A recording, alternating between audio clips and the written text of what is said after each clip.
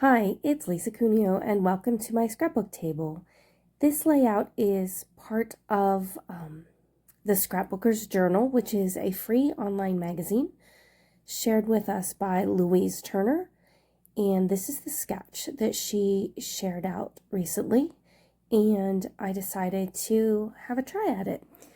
And I will show you it more in a little bit, but there's that band going across the top. Mine actually goes the other direction, but so be it.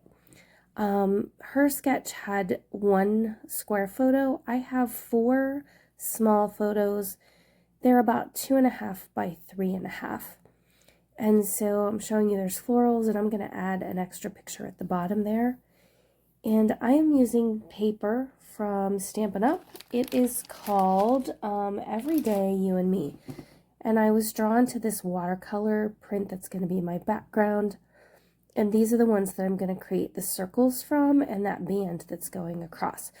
So this page that's going to be the background, I also wanted to use the other side of it. And I know the middle of it's going to be covered up.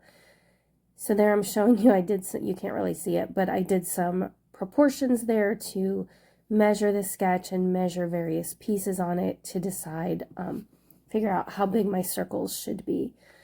And I settled on 6 inches, 5 inches, and 4.5. So that should be pretty close if the ratios were done correctly.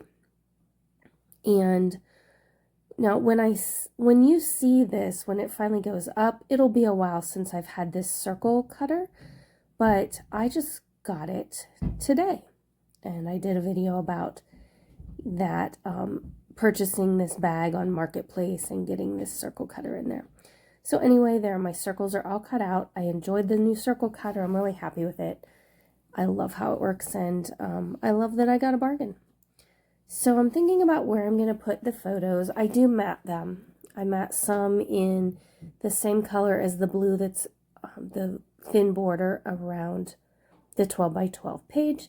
And then I pull out a mustardy yellow that I don't know what company it's from. It's just some 8.5 by 11 cardstock that I had.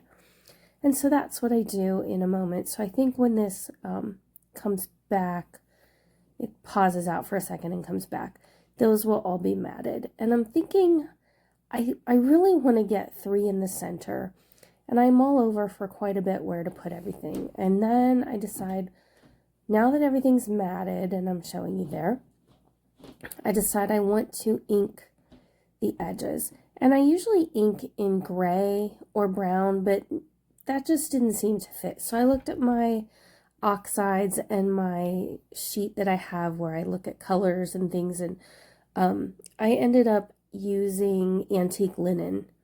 And it's a different look, but I really like it, and it worked well with this Stampin' Up paper. And this paper looks textured, but it is not actually textured. So here's where I've decided to put my photos, and they do end up pretty much like that in the final thing. Now, all I had as far as embellishments were stickers from the Stampin' Up collection, and they just weren't working. So I went to my 49 and Market bin, which is always out, and it's to the left of me here. And I pulled out the Wherever mini laser cuts and Nature Study wing elements. And that's where I pulled these embellishments from. So there are some things that look like just sort of dried sticks, I don't know, that sort of thing. I have no idea what they are. They kind of reminded me of Pussy Willows, but maybe not. So I am going to glue some of these down randomly. Since I don't have florals, I decided I would replace the florals in the sketch with the butterflies and moths that are in this Nature Study wing elements. The package says there are 88 butterflies and moths. That's probably a lifetime supply for me. So I used 1, 2, 3, 4, 5, 6. I used 7 on this page. 7 out of 88. So there's a start. Actually, it sure looks like there's more than 88 there, but I guess some of them are pretty big. And going by the sketch, I made the cluster to the top right, the largest cluster, and then the other two are a little smaller than that. And I don't think I have you watch all of this. It did take me a while since I bumped up the wings on the butterflies. I glued them down in the center and then bumped up the edges with Stampin' Dimensionals, so that did take quite a while. There are some laser cut leaves that I'm adding in here, and some of the clusters of leaves did fall apart, but I was able to just glue them down, and you can't tell that they are not actually attached together anymore. It worked out okay. The photos are when a friend and I went to a paint your own pottery place. Our birthdays are just a couple days apart, and she suggested we go here, and I'm so glad that she did. The only crafty stuff I have done in a long time is paper related, and I forgot, or I guess I hadn't even thought of how fun it is to do other kinds of crafts. I really enjoyed choosing the color of paint and wondering what it would look like once it was fired. I was so excited to get it back after it was fired. And mine is the greenish blue dish that you see in the center photo. Hers is the sunflower. The sunflower picture was taken before it was fired, so it's much prettier now that it was fired. But anyway, I keep this dish right on my scrapbook desk, and in fact, I can see it right now. It has various things in it. My edge distresser from MK's shop is always in there. There are usually post-it notes in there, and if I've made some wax seals lately, they are in there too. So I decided I wanted to do just a tiny bit of journaling, and I just wrote about our little adventure, and I used a brown marker. I added the town and the date. We were in Medina, Ohio.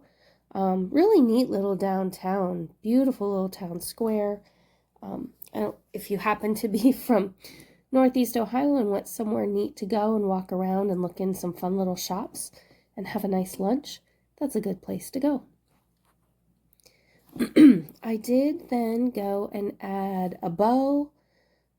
It's a paper bow from the 49 and Market stuff, and 3 stickers from the Stampin' Up! Sticker sheet that goes with it. I'm really excited for how this turned out, considering it didn't take very long, and before I started I had no clue what I was going to do. I had no plan whatsoever. So Louise, thank you so much for sharing your talents with so many of us scrapbookers. I really appreciate your willingness to do so and your creativity and the hard work that goes into putting out your magazine. If you're new to my channel, welcome. I would love for you to subscribe. I love hearing from my subscribers, and I would appreciate comments in the box below. And don't forget to check out the magazine, Scrapbooker's Journal, and Lucille's own YouTube channel here. Thanks for joining me, and I hope you get to scrapbook something very soon. Bye-bye.